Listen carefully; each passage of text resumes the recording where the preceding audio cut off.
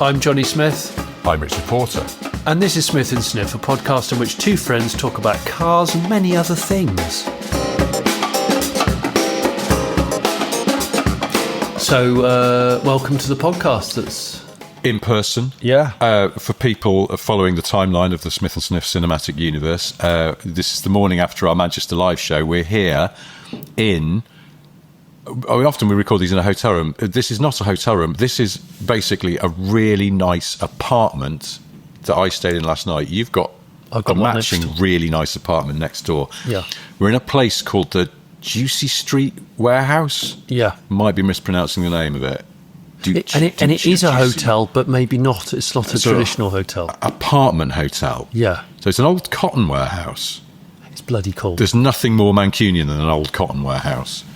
And it's been beautifully refurbished and turned into these apartments, and then there's a bar downstairs where we've just had breakfast. Yeah. It's fantastic. We need to say a big thank you to a listener called Tim, who hooked us up with these. We do. We sound like bloody influencers, don't we? I know we do, but thanks where it's due. Tim is a listener. Thank you, Tim.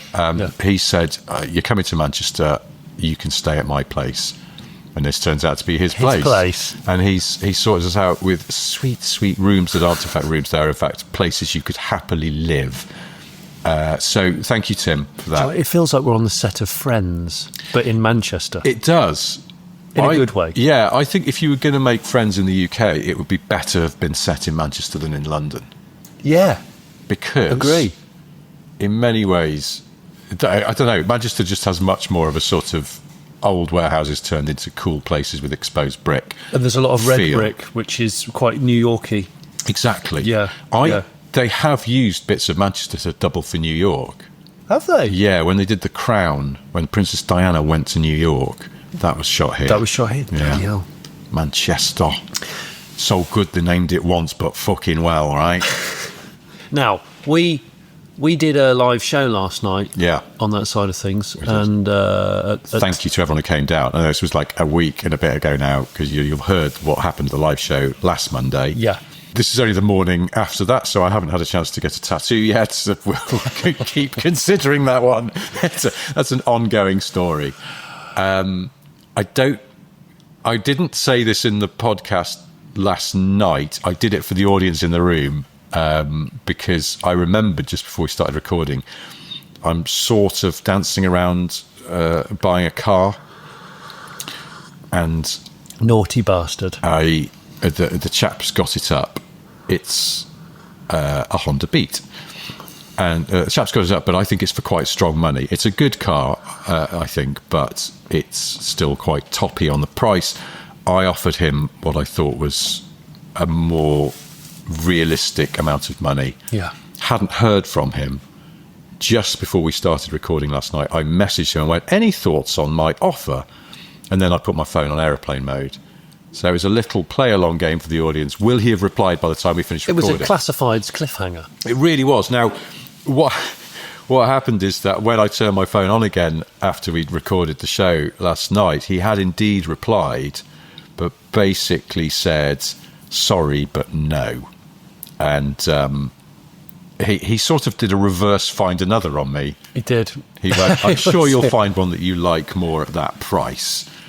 Almost needed an asterisk and about 80 carriage returns and went, you won't find a better one. Yeah. You fucking know it. Well, this is the thing. It's a slight game of brinkmanship, given that it's not a particularly commonplace car. No, I know. There are two others for sale. One looks a bit ratty. One is... body kitted and has aftermarket wheels on it. It's not particularly to my taste. I feel you could buy it, strip those off and sell them. Probably good money. And you'd probably make good money. For those people who want them. Yeah. Can't be bothered. So this car is probably the nicest of the three on sale at the moment, but yeah, money is a bit strong for me. So yeah, he's kind of done a bit of a slamming the door. You can bring him back in. I written back to him, I haven't told you this, but while I was waiting for you this morning at breakfast... I didn't. I just gave him the... Are you flirting? It was a bit, yeah. Because I did the... What would it take to get that car off your drive so we're both happy? Oh, I love this, Rich. Was my message. Do you know what it feels like? It's when you've got in fishing world. It's when you've got a big carp or a bream on the hook, and you let it out. You let it out. You let all the line out, and you let it swim and cruise around, and you tire it ever so slightly, and then when you're ready, or you think I think it's probably run out of its initial power, you just start to reel it back, and you're bringing it closer. And you do a tug and then 3 clicks, a tug and 3 clicks. But in this situation, I can't work out who's the carp and who's the fisherman. Because I've registered my interest, so he knows that. Be honest, you've been to see this car. Yeah. So you've actually seen it with your own eyes, so you know what it's about. Yeah. How badly do you want it? I want it, but I'm not losing sleep over it. Okay. My soul is prepared for somebody else to buy it, or him to just refuse to drop the price, and therefore I am out by default because I won't pay the money he's asking. I'm not going to go silly and pay. So you're not emotionally completely tied, and you're besotted. Well, it's difficult, isn't it? You know, when you get hooked on the idea of having a certain car, and I have mind mapped my life, say, in the summer in a convertible car, driving about. We are doing a few things in the summer. We're going to be at Festival of the Unexceptional. That's actually quite a long drive in a small car. I may not be up for that, but imagine I owned a Honda back roads, though. Exactly. Great. If I'm not in a rush, it'd be wonderful. I have to talk to. Also, for context, Jonny and I are going to be at the Festival of the Unexceptional this summer again, as we were last summer. We are so delighted that they've asked if we'll go back, and we didn't need asking twice. But is a Honda Beat? It's within the years that are allowed. Yes. Photo. Yes. Because they're early 90s. Very much photo heartland. Yeah. But is it too exceptional? I think it probably is, but at the same time, if it would be allowed on the fringes of the lawn. Yeah. But to that end, I feel like I've got a few plans to bring the Eagle Quest up another notch for it to arrive on the lawn in with an even some, more majestic purple and green pastel side graphics, like a 90s Vitara.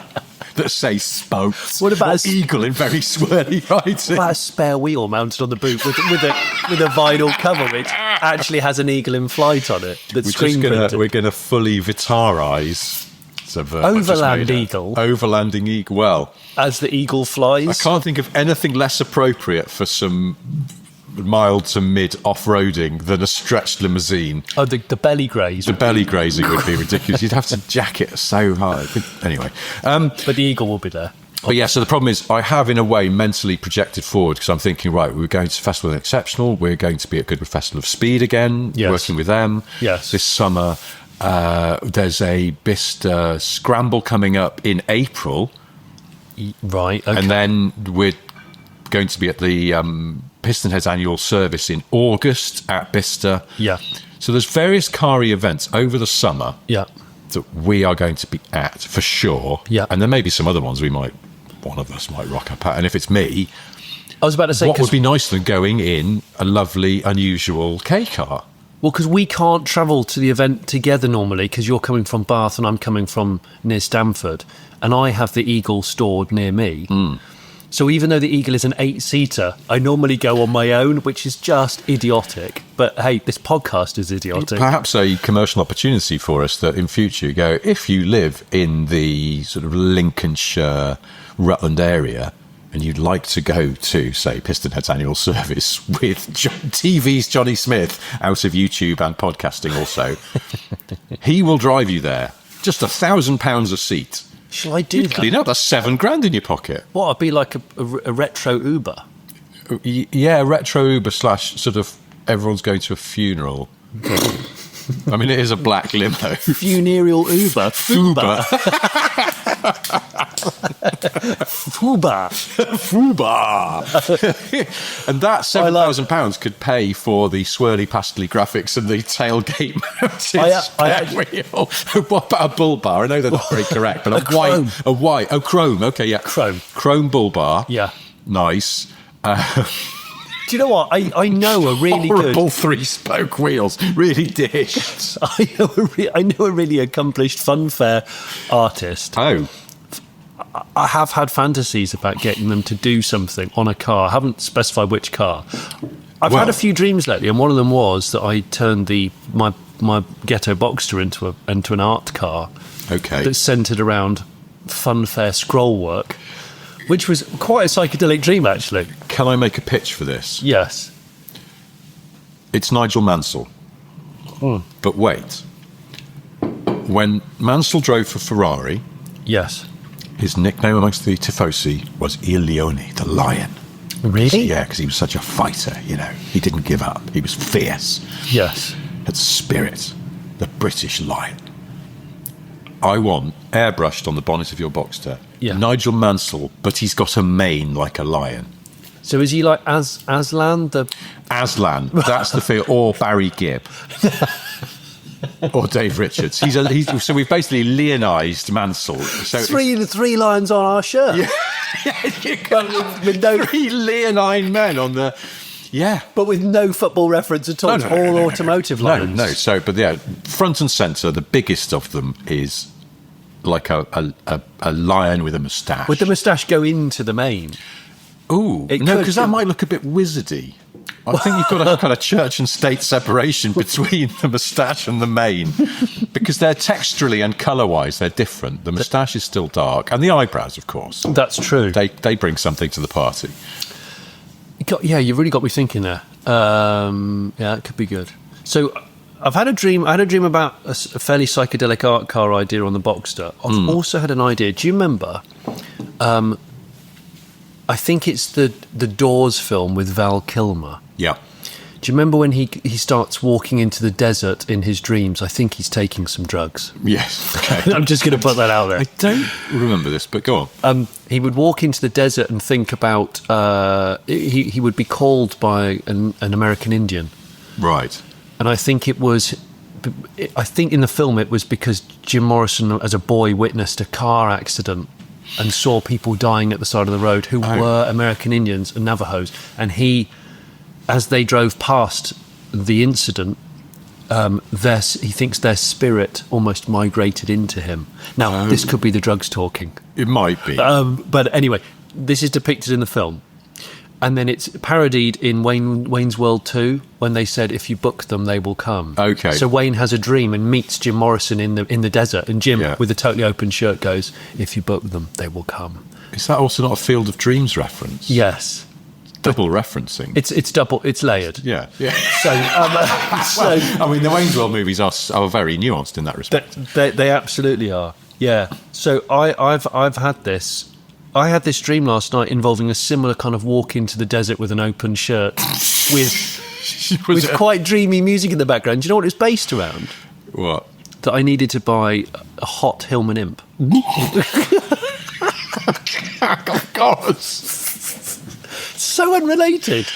Unrelated. I mean, my dreams are bonkers at the moment. You could have guessed anything, that you needed to buy a blouse for Yvette Fielding, or you needed to find some replacement parts for an 80s soda stream. But no, you had to buy a hot Hillman Imp. I need to buy a hot imp, and I'm being summoned to a desert to speak to a dead rocker about it. Yeah.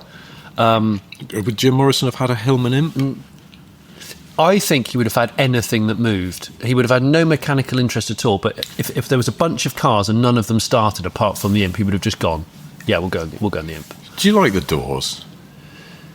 I do, actually. I did that typical thing of I went through a phase when I was about 15 to 17, listening to the Doors a lot. And I might have said it on a previous podcast, the Ghost song by the Doors is so lyrically off its face. Does it name check the Sunbeam Stiletto? It doesn't, but if you listen to it lyrically on a hazy sunny day, you messaged me the other day and you said, this is one of my favourite types of days. Oh, hazy sunshine. Hazy sunshine, but cool ambient temperature, just extra sunny.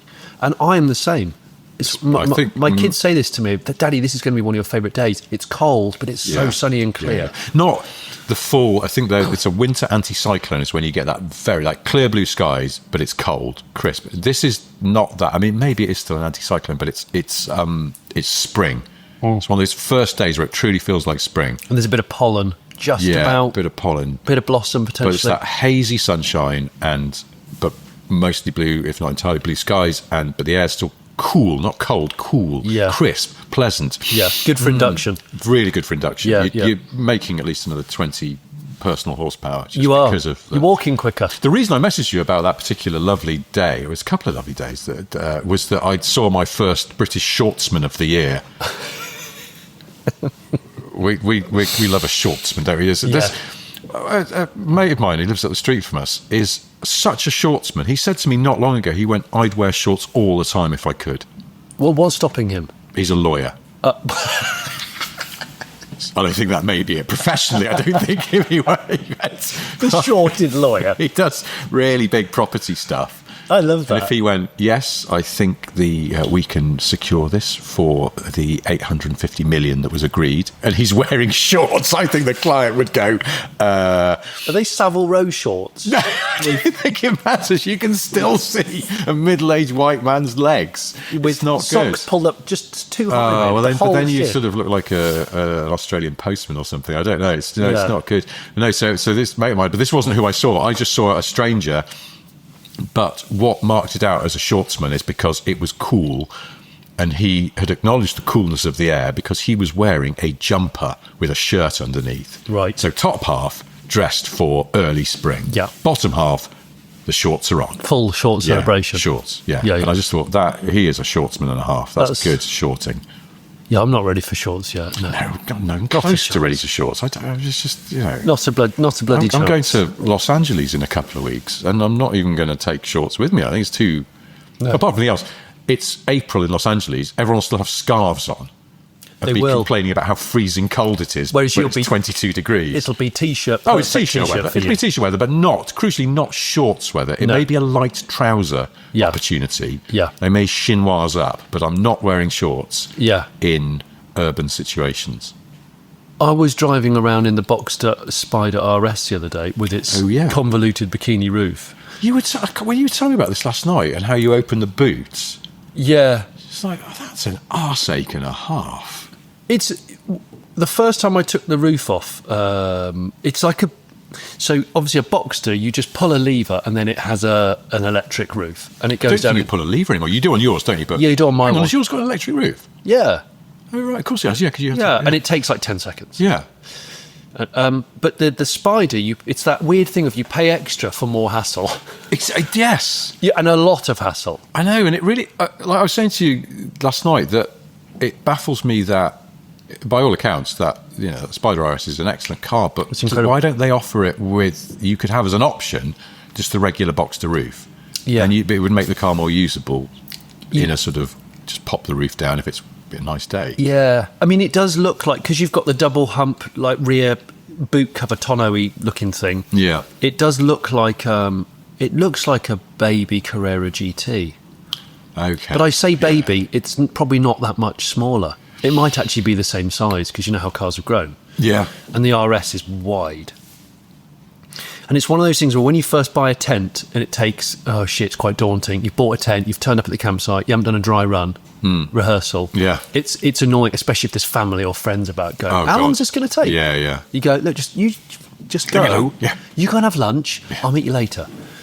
First time I did it, probably 25 minutes. And I was like, and I'd be like, who would buy this? Yeah. And then second time I did it, 10 minutes. Third time I did it, less than 5. To get it off or put it on?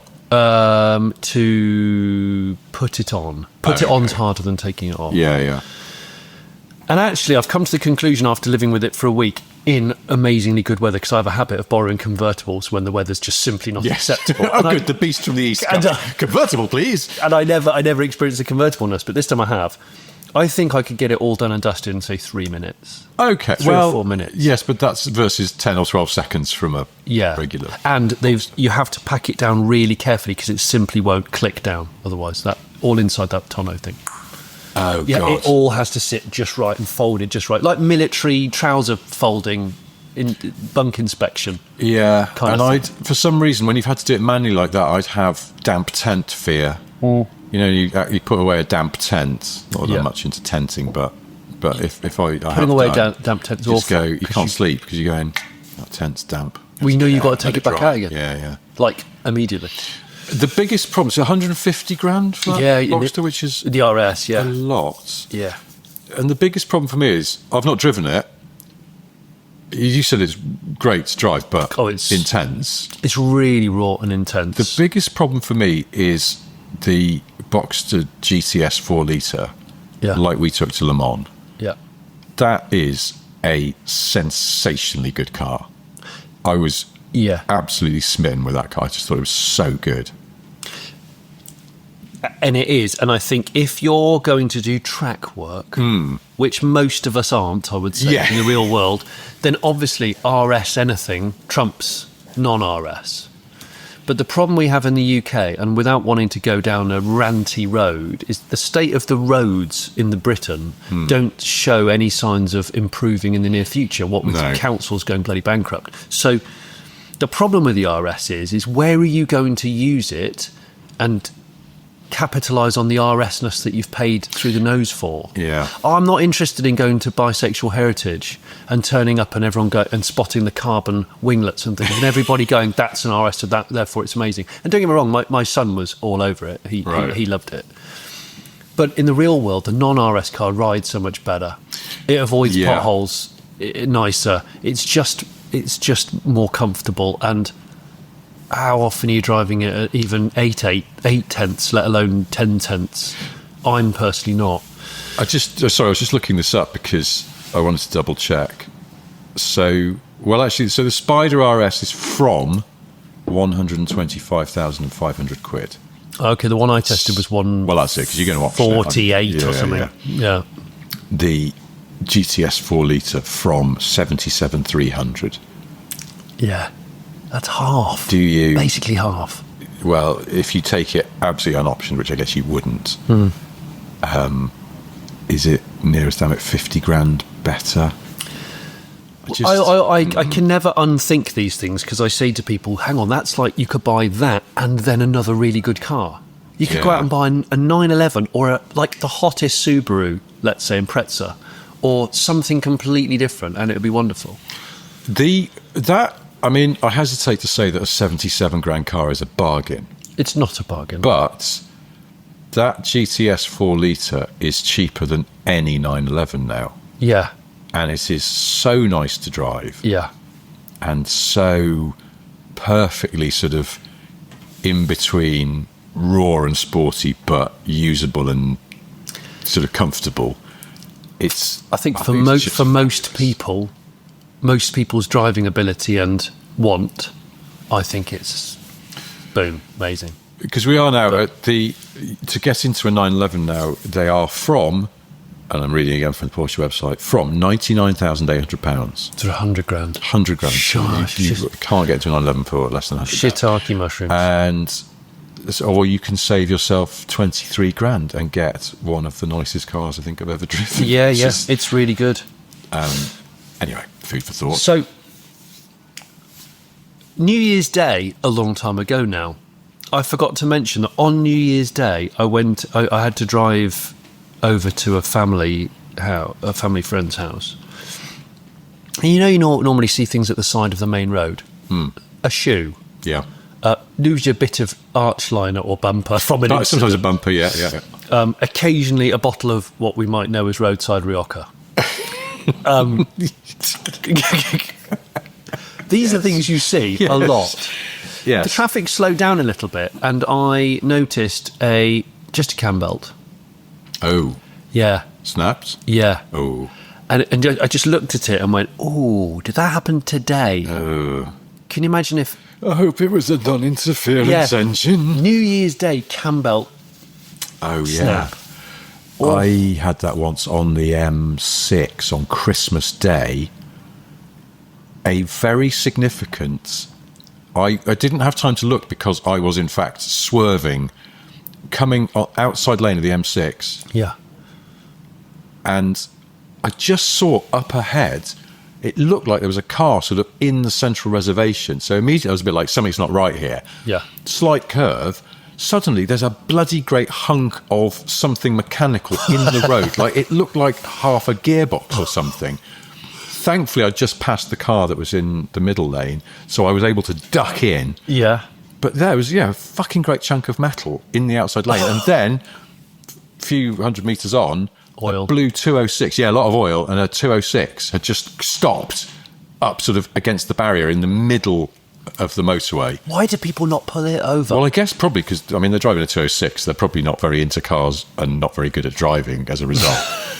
And I would say, but imagine also if, I mean, I still can't work out what on earth it was, but something fundamental had fallen off that car and it had immediately ground to a halt. It could have seized.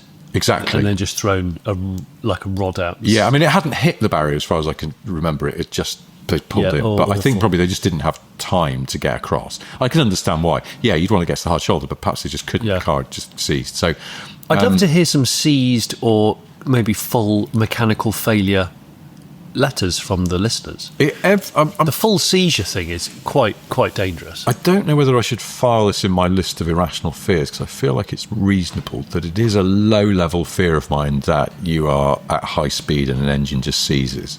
Yeah. Particularly in an automatic car. For some reason. I have mentally rehearsed what I do, which is, bang it into neutral straight away, because in a manual, obviously, just clutch down. Yeah.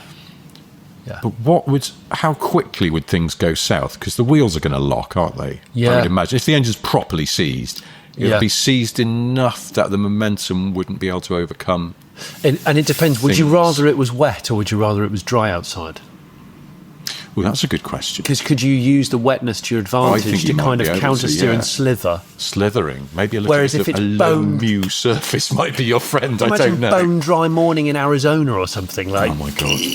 Well, no, because your rock-hard 100,000-mile American tyres would still skate across the dusty surface. That's quite low friction, I think. Right, okay. I would say a mild summer's day in the UK with our gritty, grippy tarmac on fresh tyres. Michelin Cup Sports. Yeah, oh my God. Yeah, some Triple Eights or something. Onk. The car, in fact, just endos. I don't. That's the thing. Also, it depends whether it's front-wheel drive, four-wheel drive, rear. I mean, actually, if anyone has had this happen to them, hello@smithandsniff.com. Engine seizure stories, because it's just something that occasionally plays on my mind. Yeah. And having been not that long ago in a rapid tyre deflation situation. Yeah. Which is not the same, but when you suddenly go, oh shit, things are going south very, very quickly. Yeah. You have, and they're on a motorway. Yeah.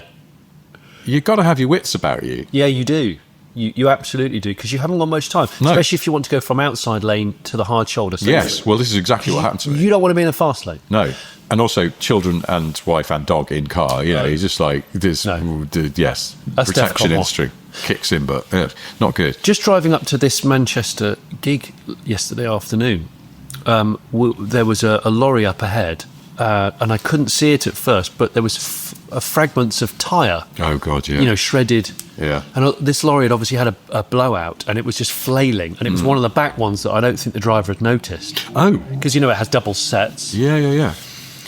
And this went on for about a minute, and the chunks were getting bigger and more dangerous, like big old flakes. Yeah. And it reminded me of when that happens and you just get, it's still going, but it's just going, meh. It's like, have you ever scared a sheep? And it runs away, but it's pooing. Yes. And someone's going, just go. And you go, but I need, there's a few more droplets. Just go anyway. Just keep going. You're plopping and running simultaneously. Yeah. And because sheep do those sort of quite rounded, I always think sheep poo in the poo world is one of the more attractive plops. You're listening to Britain's #1 car podcast. If there was a pistol to your head and someone went, you've got to eat plops. Top of the plops. Yeah. If you're going to eat plops, it's rabbit or sheep, I think. If you've got to eat plops, I mean, I'm not disagreeing with you, because I can't think of a less repulsive plop than those. Yeah. Certainly wouldn't go dog or cat or cow or elephant or human. So, yes, we've narrowed it down to the pellet plopping end of the animal tasteful spectrum. Pellet, yes, I would say so. Okay, good. Deer as well. They pellet plop. In certain countries, they mix it into coffee, don't they? Don't they feed cats certain coffee and then they ground up the cat plops? It's very, very twisted. Yeah. What about an owl? Because they don't really plop, do they? Pellets. But they're carnivores. Oh, bony. You'd eat mouse bones and skulls? No thanks, Rich. Yeah. I'd rather just have nice leaf ground grass from a rabbit. please. They're just sort of like nature's Malteser. Oh, dear God. Can we move on to almost anything in the world? I watched on Instagram somebody, and I must verify this. What's the film with? It's 101 Dalmatians with Cruella de Vil in. Yes. Cruella de Vil drives that really elaborate sort of Art Deco big car, doesn't she? Is it like a Mercedes SSK or something? No, it's not. Is it bigger than that? It's like a Duesenberg. Oh, right. I mean, it's a big pre-war, huge bonneted. It probably depends which film as well, because the original, I think it is. There's a scene from it where she's driving slowly down the street at night looking for puppies. Yeah, and looking through windows of derelict houses and stuff. Somebody put on, I'll find it. Somebody put on Instagram on this clip. Has anyone ever awarded Cruella de Vil for the fact that she's got an insane cam chop on her car? She's idling down the street. And it's properly going. You know, like those Australian, like a dragster. Yeah, like Australian burnout cars where they go da da da da da. It just won't idle consistently. Honestly, yeah, like. Is she driving in that scene, or has she got a driver? No, she's driving. Oh, right. She's hunched over the steering wheel, looking like, in fact, one of the lads that used to street race around Taunton, where they do the proper lean in to the steering wheel when they're smashing through the gears, and they think that's creating more inertia. I don't know what it's about. They're almost, psychologically, it does. They're pulling the wheel. You know, like when you're in the gym and you use those shoulder kind of shoulder pull down machines. It's like doing that with a wheel, like going in. Fucking come on. Oh, come on. It'll be an auto, won't it? Surely, will it? You'd think Cruella so. de Vil's car. Yeah. Because otherwise, she's got to do some clutch work there. I know. It would try and stall a lot. It does sound really cammed. And she's probably got some quite elaborate high heels on as well. Yeah. Can't imagine Cruella de Vil wearing flats. Now, Cruella de Vil, we know she was an evil so-and-so, but maybe she was into warmed-over mills, as Americans used to say in the 60s. I think they still do, don't they? Oh, probably, yeah. Motor. Yeah. So that was interesting. And, you know, people refer to things as situations as coming in hot. Yes. Quite a fan of the coming in hot. Yeah, you've used it a lot over the years. But I like to use it in situations where it fits, slightly overstating things. Yeah, well... You know, like my daughter's running across the park towards us and I'll say to my wife, watch out, she's coming in hot. Coming in hot. Yeah. I think that's completely Makes me feel like I'm in Top Gun. Yeah. I remember when my kids were like learning to ride bicycles and coming towards you. You weren't sure. You weren't sure whether they had the right brake lever. You're like, they're probably going to spear you in the crotch if you don't watch out.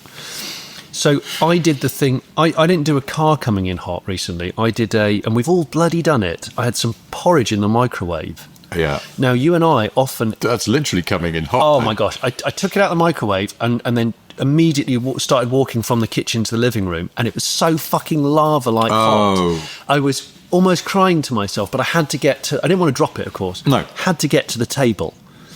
And it was that proper, like... I suddenly broke into, like, a really weird run with a slipper sock that wasn't caught on my foot. So it was sort of like... I was losing traction and avoiding a bit of furniture at the same time. And then when you put it down, you sort of smacked it down like a guy doing like heavy weights where they drop them down and go,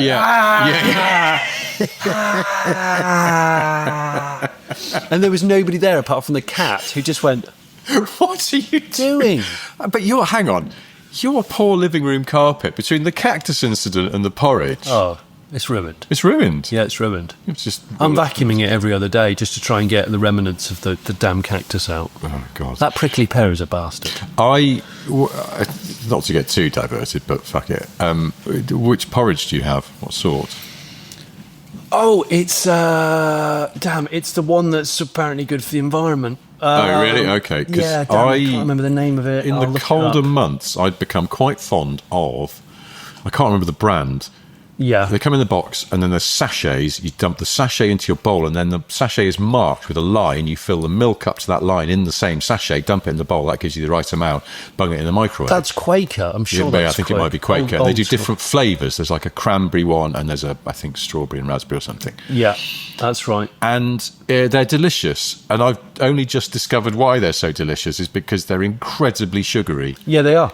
That's why I don't buy them anymore. Yeah, well, I've just suddenly realised I maybe need to kick that habit, not because it's getting warmer, but because I was having like 9 times my daily recommended sugar intake. It's one of those things where you think you're eating well, and then you go, oh, you're not actually eating well. It's porridge, such a damn healthy. minefield. Yeah. I'm trying to find the one you've got me thinking now. Oh, they're called Mornflake, the ones I have. Creamy super fast oats. Right. These ones, they've got a picture of a wind turbine on the packet. Oh, something's happened to you. I can't see on your phone there what you just showed me because the pop-ups arrived. But anus. Okay. Those, good. Mornflake. Yeah. They're not paying me to say this. Mornflake, I know what they're trying to do there. It's morn as in morning. But Mornflake sounds like something you'd give to a widow. Yeah. It doesn't. I don't hear it as morning flake. I hear it as morning the dead. Well, it says here, at Mornflake, we mill our mighty oats that we generate energy using our very own wind turbine and solar panel array. Our renewable generation has already saved over 1,000 tonnes of carbon versus buying electricity from the national grid. Now, that could be wanky. It's hard to know what to say that Quaker or whoever aren't doing that too, or Weetabix, or... They're just not talking about it, right? Exactly. It's like, do you know those dash waters? Flavoured fizzy water. They're perfectly nice. You love them. I do. We have them in the fridge at home because we're poncy twats. And they make a big deal about how all of their juices, whatever you call them, flavoured waters, are made with wonky fruits. Yes. The implication being, we've all heard the supermarkets reject all this fruit for not being absolutely perfect to put on the shelves. Straight bananas, exquisitely red strawberries, perfectly shaped green or red apples, all this sort of stuff. Yeah. And they go, we make ours with the wonky fruits. And you're supposed to go, oh, thank God. It's like going, we take the rescue puppies. That litter of puppies, we adopted the ugly one because we're good people. Yeah. Piss off. All juice is made with the wonky fruit. It doesn't matter what the fruit looks like, as long as it's not rotten and covered in dog mess. Yeah. It's fine for making into juice. It's so Don't take something everybody's doing and try and make it a marketing campaign. It really annoys me. But that's always been the genius of PR. You pluck the thing which everyone's doing, but no one's talking about. Go, hey, we do this. Yeah. But you're the first one to shout. You might as well. Peugeot, we never stab a puppy when we're making our cars. You go, oh, wow, I think I better buy a Peugeot then, because I hate people who stab puppies. And you go, hang on a minute. Yeah. Does anyone else stab puppies? No. You've just taken something everybody's doing or not doing and made it your marketing campaign. You can have that for free, by the way, Peugeot, if you want it. But it's when people say hand-built cars. Yeah. Well, we were talking about this yesterday about hand-cut sandwiches. Yes. Why is there sandwich cutting robot on the blink this week? Well, it's like, so hang on, the robot makes a sandwich but doesn't cut it? Yeah. Simply can't. Yes, it's the one thing that robot science can't do. The buttering, the putting in of the filling, but then the cutting, No, can't do that. Because the only robots we could get are used to like slicing logs, so unfortunately they make a right mess of sandwiches. Hand-cooked food. Yeah. What did you hold it? Cupped it in your palms until it was... I just don't understand. So the whole hand-built car thing, I sat and thought about it, having done the recent Morgan thing. Now, obviously, Morgans are a very hands-on, non-automated car factory process. Yeah. Aren't every car is hand-built, though? As in, there are humans in every car factory, I'm pretty sure. Because there has to be. Yes, even when we went to the Mini factory in the highly automated body in white facility, that you'd still occasionally see a human being there, keeping an eye on stuff. Yeah, there was still putting engines in subframes in. Oh, the final assembly hall is full of people. So that is hand-built, is it not? Oh, yeah. You can put an asterisk and you can say, actually, 25% of the car's hand-built. Yeah. No, it's true, isn't it? Although I think it was my colleague Jeremy Clarkson pointed out that when a car is truly hand-built, that is essentially a synonym for wonky stitching and doors that don't fit properly. So artisanal. I'll have a machine-built car, please, because it'll be repeatably high quality. That's sort of what they do. It's one of the most incredible things about sort of humankind's achievements is how good quality cars are, because when you do see a car that's been made by somebody at home, like a Dutton with all the wires hanging out from the dashboard, it's so woefully poor quality. I want to buy you a Dutton. Please don't. I'd love to buy you a really awful algal Dutton that's just got an MOT. I know I've been sort of mentally going, this summer I can see myself whizzing about the place in a 2-seater convertible car. Yes. Can't get a Boxster because you've got one. It looks like I'm copying. Really fancy a Honda Beat. I'm erring back towards thinking I'll just get a Mark III MR2. Particularly because... I'm not sure if I can say his name. I won't. A listener got in touch and said, heard you talking about Mark III and Mark IIs. Yeah. Mr. Twos. Mr. Twos. Heard you talking about this infamous problem they have with ingesting their own cats, essentially. And he said, I just want to let you know that the whole root of this obsession with that problem in the Mark III Mr. II community might be my fault. Oh. Essentially, I won't be able to He's the guy that it happened to first? Yeah, he had one of the first MR2s in the country. Oh. And then he noticed something was awry, and then it became this whole thing. Everybody panicked about it, and he just went, look, it's not the issue you may think it is. Just get one and enjoy it. Right. And he's taught me through loads of other stuff. He is an absolute gold mine of MK3 MR2 information. Mr. 2 SSG. Yeah. I'll never find the flipping message now, but it was most illuminating. So I was but what I'm saying is, my fantasy about driving around in the summer in a 2-seat convertible car does not extend to some kind of Dutton. So get that idea out of your mind. I want a really janky. I mean, but they're all going to be really janky, aren't they? I would love to. Do you know what? Maybe if I was an influencer twat, maybe I would do a YouTube video on. I bought the worst convertible in the world for £300. And it's you with a spookily asymmetric kickstart. Spookily asymmetric. Like one side was all measured in imperial and one was done in metric. Yeah. The windows are all bonded in with like camel spit, and it just all looked horrible. That's what I want. So I've just found the message. This chap says, stop worrying about the pre-cats and buy one. Almost everything you read about pre-cats, failure methods, ingestion of particles back into the engine, and the process of getting rid of them came from me.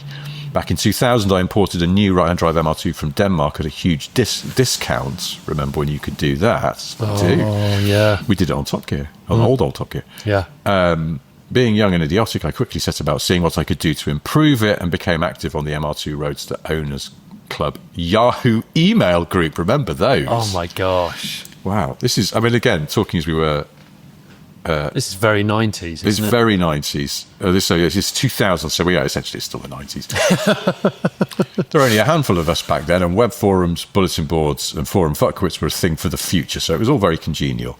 We started to hear about cat failures on early cars in the US, where the car was launched before it landed in Europe. And being an inquisitive sort, I looked at my barely used pre-cats and found they had teeny tiny bits missing.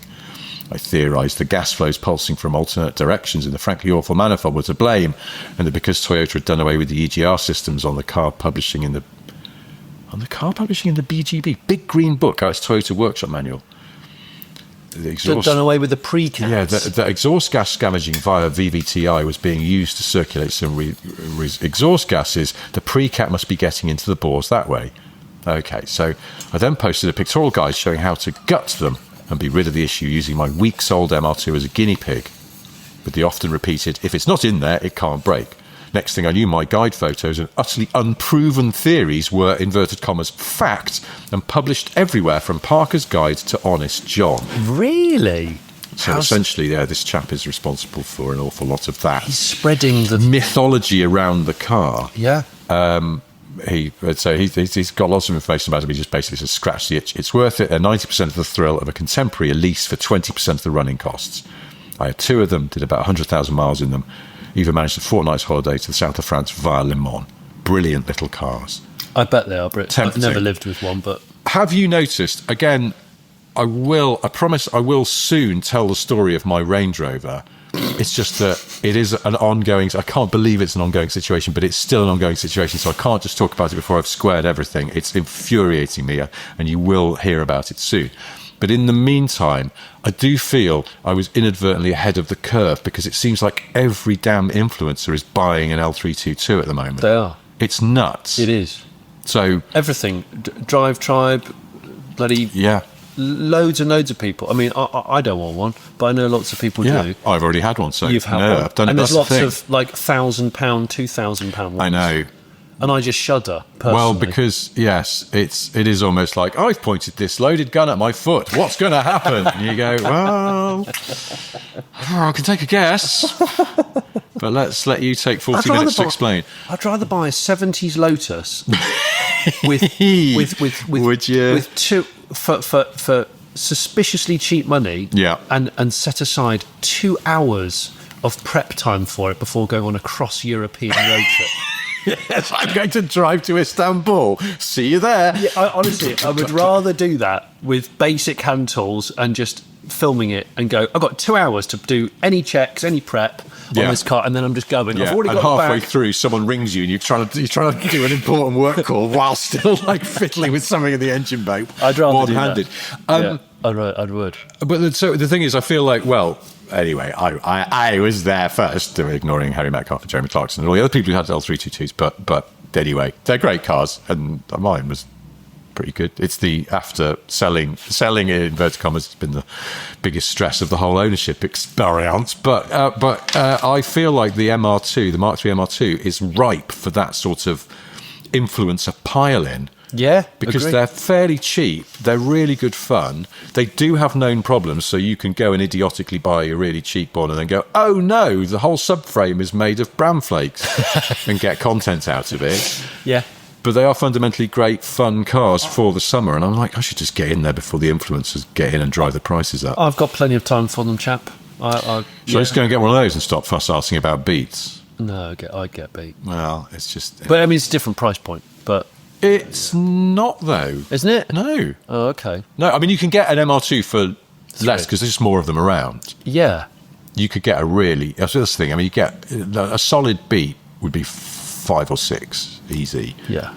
A tidy MR2. I mean, you get a lovely MR2 for that. That's what I'm thinking. There's these mega low miles ones always pop up for like 10, but yeah, they don't. They're sort of Salika lady pass-offs. They are always, I would say that. But the trouble is, I mean, I assume they've probably always been garaged if they're that low mileage. But even so, you just don't know, the subframe can still be rotten as a pair. So completely. So, you know, the low mileage doesn't guarantee you anything. Anyway, it's rather one that's been used a bit more. So yeah, rust is the same as Monaro, as we were talking about last night. With a lovely chap that came to our hello podcast. To Max, who came to see our live show last night, who... he was, now this makes me feel really old, he was 3 when he saw the film we did with a Monaro on Pendine Sands on Top Gear. Yeah, one of my favourite pieces. And it's stuck in his youthful mind. Yeah. Fast forward, age 22, Max achieves his dream and bought a Monaro. For his 22nd birthday. Yeah. And that was, what was that, 3 years ago, I think he said? So yeah. And he bought a VXR as well, not just a base model. Yeah, it's got the nostrils and it's black and it is mega. Yeah. But he doesn't use it every day because he's also got one of his other dream cars, Legacy Spec B. It's a serious 2-car garage, that. 4 really and 2-wheel drive choices. Yeah. Love that. But I was saying about they're known for, even low mileage cars, when they come to Britain, they weren't rust-proofed. Yeah. So a bit like grey imports at JDM cars, if you don't protect immediately, you are treading on thin ice, my pedigree chump. Yeah. But that's the thing. A lot of the MR2s you see advertised have had remedial work. It's a known thing. Yeah. And a genuine known thing rather than sort of pre-cat thing, which may have been exaggerated. Folklore. So, I don't know. Maybe I should just get one of those. And before, I'd suddenly discover that some Drive Tribe and whoever else and Matt Watson have bought them. And yeah. To make us feel a little bit older, should we talk about cars that celebrate 20 years this year? So 2005 cars? Yes, anniversaries of interesting cars. What came out in 2005? You've got a list? Rustle of paper. Let me tell you what came out. The bud. So, really cool stuff that made me sit there and scratch my male pattern baldness and go, shit, that was 20 years ago. So 20 years ago this year, the Veyron was launched. Bloody hell. Yeah. 20 years ago. It also, remember when the Veyron came out and it had, it was 1001 PS, wasn't it? So 987 brake horsepower. Yeah.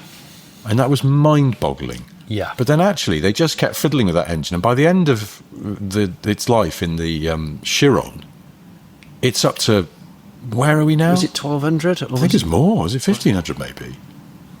I can't remember. It's gone now. I can't remember either. Yeah. But it's gone right up is the headline. Yeah. Which 20 years ago. But God, that car was so... God, I mean, it was a... Have you driven a Veyron? Yeah. Short distance, not very far. Yeah, it never did like launch control in it or anything like that. It's something I'd like to do. Because it's such a folklore car. Yeah, it isn't. Even if you don't like the way it looks, I'm still not convinced. I don't particularly like the way it looks, but the engineering of that car is the draw. I do like the way it looks, and I think they've weathered really well. Dear. It sort of looks timeless, doesn't it? I think the word iconic is overused, but it is a pretty iconic look. And they're weirdly small in real life, aren't they? Weirdly small. If I've you only park sat that in next one. to an Aventador. Yeah. Tiny. But they're also they're not very spacious inside as a result, are they? That's my one memory of it. I didn't drive it, I sat in it. Yeah. I've sat in a moving Veyron because we had one in the Top Gear studio and it was a show car. It couldn't actually run. It was just a static display. Sat in a moving Veyron. So I've sat in a moving Veyron, as in I steered it into the studio while some colleagues pushed it. Oh, right, really? Yeah. Okay. I can report the steering was very heavy, but that's because they had no power system. You were doing a mile an hour. Yeah, exactly. So 20 years since the Veyron came out, since the Aston V8 Vantage was launched. Oh.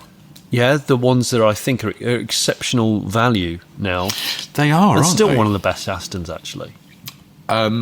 Yeah, the V8 is good, but the V12 is just... Yeah. I adore those, and so I'd always be... If I had a V8, I'd always be wishing I had a V12 just because they're... Agree. Just a cut above. And they're good value, as in they're not like cheap, but... Well, I used to always keep an eye on those in the hope that they'd sort of plummet to $7,000. Oh, no, they're not that. But they've never plummeted, but they don't seem to go up. They just sit at sort of, 80 grand or something, don't they? Yeah. I mean, I haven't checked recently. I haven't driven one since they were current. Yeah. I would love to have another go in a V12, especially with the three pedals. Yes. 20 years since the Alpha 159 Oh. and the Brera. Really? Yeah. Gosh. Okay. What a good-looking car for a 20-year-old car. Yeah, they haven't really dated, have they? They're just timelessly... I mean, the Brera, yes. And the Brera's... The problem with the Brera is that once you've seen the concept car and then you realise how they sort of had to squeeze the design a bit to get it onto that platform, Yeah. Yeah. it's not quite as good. Also, I just always found the Brera a bit disappointing to drive. I think it's all about... I love the bum of the Brera.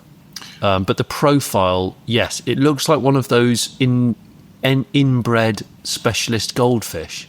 The Japanese have gone to great extent over 100 years to make this very unusual fish. Yeah. And you go, yeah, but the other goldfish did look better, didn't it?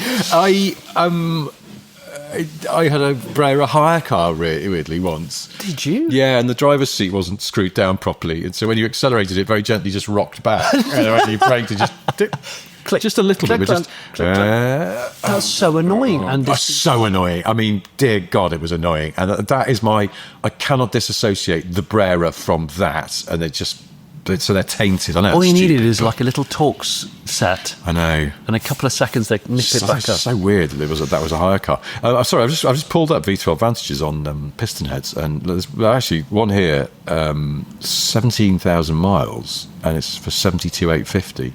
Oh, that's a lot. There's a Roadster for 67,850. They have probably come down a little bit. I'm sure you can get V12 Vantages. Surely I've seen them around 50 odd.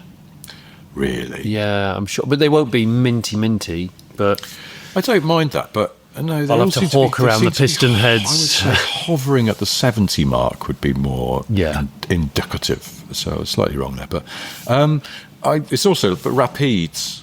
yeah, Rapides. Oh, hang on. There's one here for 60 because it's got 52,000 miles an hour. It's a paddle. It's not a manual. Rapids are quite cool actually. Yes, but there's someone we know who bought a Rapide. Admittedly, quite a cheap one, and then the entire exhaust system failed, and that was a 10 grand bill. Yeah, Which I think was about a third of what he paid for it. yeah. He used to regularly send me pictures of it just being on a truck, and I always have to go, "Is that coming on or going off?" And he'd be like, "Yeah, it's going on." It's He also leaving didn't again. use it enough. And I think it's one of the, I think an okay. Aston's one of those cars where people go, I'll save it for a special time. But the problem is that special time is so seldom the car's broken. Well, but I remember borrowing a Rapide, and our boy was quite young at the time, and you could get his pushchair in the boot folded down, and there was plenty of room for a small person in the back, and we just went all over the place in it like a family car. So they are kind of useful. You could actually have one as like a Quattroporte Maserati. Like, Yes. I'm not saying it's Bangonomics money because it's not. No. But they're... you could buy one as a family car if you were bold and, a bit of a helmsman. There was Well, there were actually some... Oh, here we go. There still is. I was going to say there were 2 Rapide AMRs for sale recently. There is still one, at least. It's here on Piston Heads. It's black. Yeah, that's serious. And it's got black wheels, which I'd have to have changed. But that's a serious bot of cut. Will you put TSW Venoms on? I would probably put the Venoms on it. Why not? Yeah. It's 120 grand, basically. It's in Oakham, actually. You could go and have a look at it. Is that from Top 555? It is, yeah. I think it's... Do you know, I think I saw that car when I went in last week because my son drags me in there on a weekly basis. Oh, that's where you go with your boy to go in. Yeah. And that's where they've got an AMG 1 yes. for sale. Yeah. And is that still for sale? I think it is. I think it's had an absolute flurry of inquiries because obviously it's an AMG 1. Has it, though? Yeah, there's a lot of people because it's... Sorry, I'm not questioning you. No, honestly, it's just like... I always wonder about... It has, no. No, they're sweet, sweet guys at Top 555, I must say. Now, 20 years since... Oh, sorry, yes. So, if I say C6 to you... Yes. It could mean 2 things. Yes, it can mean Citroen or Corvette.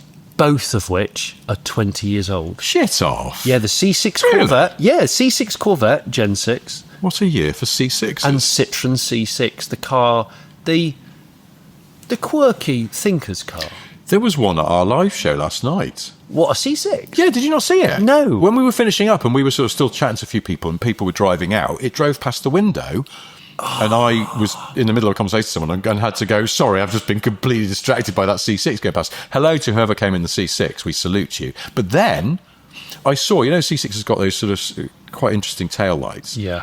Through the window, in the darkness, I saw what I thought were the same tails. I was like, bloody hell, there's another C6. And I looked closer. It was a Lancia Thesis. Shit. I didn't see that. Thesis, maybe. Lancia Thesis. Yeah. So again, whoever you were, sir or madam, in the silver Thesis, the salute is vigorous for that. To that end, can I just say, anybody that comes to our live gigs... Firstly, thank you very much for booking a ticket and coming and supporting us. But also, we never get a chance to go out into the car park. And it's a crime because some of the cars that turn up are amazing. What we hope is that if you turn up and you take any videos or pictures, can you share them with us on Instagram? So that we can share them. Yeah, because they're so cool. But by the time this goes out, it'll be a week and a half after the act. But we'd still love to see pictures because we always forget to take any also around the stage. But please post them on Instagram, not as a story, but maybe a proper post, and tag us because we can share them. Going by the Piston Heads advert, that AMG 1 is still at Top 555 for £3 million. Yeah.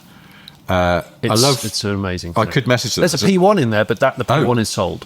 Oh, damn it. Yeah, and it's honestly still, I think, a glorious looking car. And it's like a very deep red carbon gloss weave. It's an incredible thing to look at. Okay. I love the preloaded message, the seller that they have on Piston Heads that says, hello, I'm interested in this car. Is it still available? I'd love to just send that for the AMG 1. bit more commitment. You need to be a little bit more Facebook Marketplace. Like, what's your best offer? Yes, cash. and then, when was the timing belt done? just fucking throw that in. Just go, hey, Top 555. When was the cam belt done? Any rust? No, it's carbon fibre. Don't worry about that. Was it jacked up badly at Quick Fit? I need to know. Yes. When did it have a new battery? Is it on matching tyres? Yeah. Any MOT history? Yeah. Thanks for the inquiry on the AMG 1. Well, it's got one Nankang on the back near side. Yes. But all the rest are Bridgestones or Michelin's, can't remember. It's got something called a Lubu Roadmaster on the offside front, and it is on the legal limit. It's been flagged on the MOT. Yeah. Along with the handbrake doesn't work properly. Yeah. And one of the headlights is a bit dicky. Also, I'm really sorry. AMG 1. Sorry, I thought you were interested in that Citroen C1 we've got out the back. Yeah, totally different kettle of ball games there. AMG 1, being completely transparent, it's had a really, really hairy dog in it. Yeah. Yes. We've vacuumed it 8 times. There's still some fur in it. Yeah, and someone spilt milk in it. Yeah. Oh, it was kefir, actually. Yeah, with live cultures, with live cultures in it, and it's cat N because it was in for a pretty bad smash. Oh, flood damage. Yeah, but flood damaged. But you could probably legit with an AMG one going, find another, mate. Yeah. Oh wait, Tavares has bought it. You're right. You're sorry. It's off the table now. FFS. Oh, before we conclude the 20-year anniversary celebration-ish. Yes. Range Rover Sport. Oh, was that 2005? I'm pretty sure it was 05. Yeah, no, that was Sport. How much of that? They're worthless, aren't they? Yeah, and I saw a black one that it had some mods. Like I think it had those aftermarket headlights that give it sort of angel eyes. That they're not, but it wasn't like the factory facelift ones. They were just AliExpress ones, and it had, I think, some kind of body kit. But it was being driven by a very demure-looking lady. Oh, and it didn't quite match. But I was a bit like, also, how are you keeping that going, demure lady? Because I bet that car is throwing up fault codes on a minute-by-minute basis. It's just cul-de-sac gangster to me. Or is it? I mean, that's the thing. I hate to, having owned a Range Rover, and the first thing people always go is, "Oh, it's gone wrong. When's it broken? Has it broken down yet? What about now?" And it's quite tiresome. They're not, in many ways, maybe they're not as bad as their reputation suggests. So maybe a Spout. But this particular Spout just looked like maybe, I don't think, the lady looked like she's the kind of person who would take a 20-year-old car to a main dealer still to get it serviced. Can you imagine? The car looked like it hadn't been serviced for 5 years. Did she keep it? Maybe it was main dealer serviced, but slightly old money lady. It just parked under a maple tree 24/7. Oh, I mean, it wasn't algal. And never cleaned. I don't think it was algal. You know, the other thing that was 20 years old this year, talking of Boxsters, the 987 Boxster. Oh, it's 20. Doesn't time fly? I mean, like you wouldn't know. Terrifying. And the Cayman, I think the Cayman's 20, because I think that launched with the 987, unless I've got my memories and histories wrong. But yeah, do you know what? Out of that list of cars, I've always liked the 159 at Alpha, but it has made me want to gravitate onto piston heads to look at C6s. Okay. And you know that musician called Seasick Steve? I want to just call him C6 Steve. Is there anybody out there called Steve who's a C6? Who has a C6 Steve. He can be called himself Seasick Steve, and then C6 Steve, the musician, goes, "Who's this guy?" Suddenly becoming big on like social media, whatever, just because he's got a stupid Citroen. Wow. You go, "I'm the original C6 Steve. I bought it in 2005, and I bet you weren't playing gigs then, C6 Steve. This is getting so complicated." I briefly met C6 Steve when he came on Top Gear as a guest. He was a lovely guy. Yeah, he apparently is a lovely, sweet really guy. Lovely guy. A real car guy as well. And but then I was at a media event, and I saw him in the corner with, I think, his wife, looking a bit sort of like out of place and uncomfortable. Yeah. And I thought, I'll go over and say hi. And I just got back from the US, and I've been driving around in a Camaro listening to his music. Okay. And I went over to him, and I was like, "Hi, Seasick. We've met from Top Gear. Hi. Yeah, it was great having you on the show, by the way. You were fantastic. But how's it going?" And he was like, "Oh, yeah, hi, good to see you." And I was trying to tell him, it was very noisy in this venue. This is the crucial detail. Right. I tried to say to him, "I've just been driving around California in a Camaro listening to your music." Yeah. But I think what he thought I said was, "Hey, I've just been driving around California in a Camaro listening to music." Because he went, "Okay." What? And he seemed confused. And I went, and it just fitted so well. It was so perfect. It sounds so great in that open landscape and stuff like that. And he was like, he's got a bit of slide guitar. He has homemade guitars. Homemade guitars, yeah. Sometimes made out of car bits. That's right. Yeah. But yeah, it became quite an awkward conversation. And it's only in retrospect, I was like, it feels like there was like an extra loud noise just as I said your music. So he thought I was just talking about just music generally. And I was just telling him an irrelevant and ultimately extremely uninteresting anecdote about my recent holiday. So I sort of made my excuses and left him alone, but he's a sweet guy. As you're doing this, I'm trying to find Citroen C6s. There's actually none for sale currently on piston heads. But of course, it suggests other Citroens, and you immediately just go down a bloody wormhole of Citroens. Go on, what have you got? We should wrap this up in a sec. But I know, hit me with this a good is what Citroen. happens. Hit me with a good Citroen. I saw a really clean AX. Oh. Having not seen an AX for quite some time. And I'm immediately... Right. I saw a nice AX the other day being driven by a man who looked like off-duty Santa Claus. Really? Yeah. As he had a big white beard and he was sort of quite jolly looking. Well, maybe his jolliness is brought on by his excellent retro lightweight French. What about, and it says one previous owner, 3 exclamation marks, and then it says one previous owner again in capitals. I repeat! 2, 3, 4, 5 exclamation marks. A Citroen Saxo VTR. Ooh. 1.6 injection with 44 thou on the clock. 2 keys, service history. This car looks nice. Is it that blue? No, it's silver. Okay. Let me just... Let's still live with that. Look Look at that! We're lovely. We're on the painfully addictive piston head classifieds. I mean, the VTR is still a lovely car. I don't think, the VTS great, but the VTR I think equally good. In fact, I seem to remember the VTR sort of felt slightly torquier. It was less of a rever and more of a lugger in a sort of... I agree. It's a bit like the 8-valve versus 16-valve Golf GTR Mark II argument. Yes. I think it's in that realm. Look, we should wrap this up, but before we go, 3 things to tell you. One, Johnny's engaged in a strange project to have a large area of West Yorkshire renamed in honour of a strange 80s prog rock band. Oh, gosh. What he's proposing is Marilkley Moor. If that's not to your taste, then of course the Late Break Show.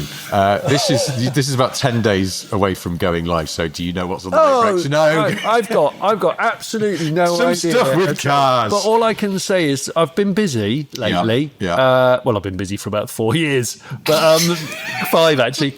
But go and have a look at the last 3 videos. There's some good. It's some work that I'm quite proud of. Yeah. Car collections. There's a barn find that went out about a week ago that is a Subaru XT. Oh! Rare AF car. Crikey, blimey. And it's a UK manual turbo car that's been off the road for over 30 years. Buggering flip. Yeah. And I'm not going to spoil it by saying whether I got it going or indeed might have driven it. But go on. It just feels like a bit of... Anyway, second thing I've got to do is I have various books out. Boring Car Trivia 4, that's one of them. Loads of arcane facts about cars. Please go and buy it. I insist. And the third thing, I'll tell you, is that Chris de Burgh's real name is Chris Davison. Really? Yes, but Chris de Burgh is not entirely a made-up stage name. I think it's like his mum's maiden name or something. We talk about Chris de Burgh over the last 5 years more than we ought. Yeah, too much. Yes. The podcasting ombudsman may be in touch for exceeding our statutory quota of Chris de Burgh chat on, I remind you, Britain's #1 car podcast. I'm going to finish this by saying the song, Madonna's song, La Isla Bonita. La Isla Bonita. That one. The Isle of Bonitas. Yeah. Right. Bonita Island. My friend, who will remain completely nameless, said... You know when you mishear lyrics? Yes. He said, I used to be sure that Madonna said, last night I dreamt of some pedo. Oh, I honestly thought, not that, but I thought it was last night I dreamt of some Pedro. Like as if she knows various Pedros, but she dreamt of some random Pedro she's met. Well, again, he's this like... Pedro in a bar. And just some pedo, yeah. like a throwaway comment. No, honestly, for years I thought that song said, last night I dreamt of some Pedro. I was like, that's a bit dismissive of Pedros generally, isn't it? Just be a bit more polite, Madonna. Just some... That song has got one of my favourite key changes in pop in it. When it goes into the middle 8, I want to be where the sun... It's a bloody tune. It is a tune. Peak Madonna era. I bloody love Madonna of that era. Yeah, she good. All right, well, on that Madonna sincerely meant note, it's time to end. Thank you ever so much for listening. We'll be back again doing this all on Friday with answering questions. Normal show on Monday. Until then, goodbye. Cheers, mate. Thanks, mate. Bye. So you've enjoyed this podcast, but you've had a thought. Is there a way here today that you could show support, well, you could join our Patreon. What wonders that it brings. Early shows and extra notes on that side of things. You could buy our merchandise. We've mugs and hats, but still no ties. One day we will make those pies, but in the meantime, guys, hey guys, like and subscribe, and maybe leave a nice review. Like and subscribe, we know you know just what to do. Like and subscribe, we don't want to take the piss. Like and subscribe, but we were told to ask for this. Like and subscribe. Like and subscribe. Like and subscribe. Like and subscribe.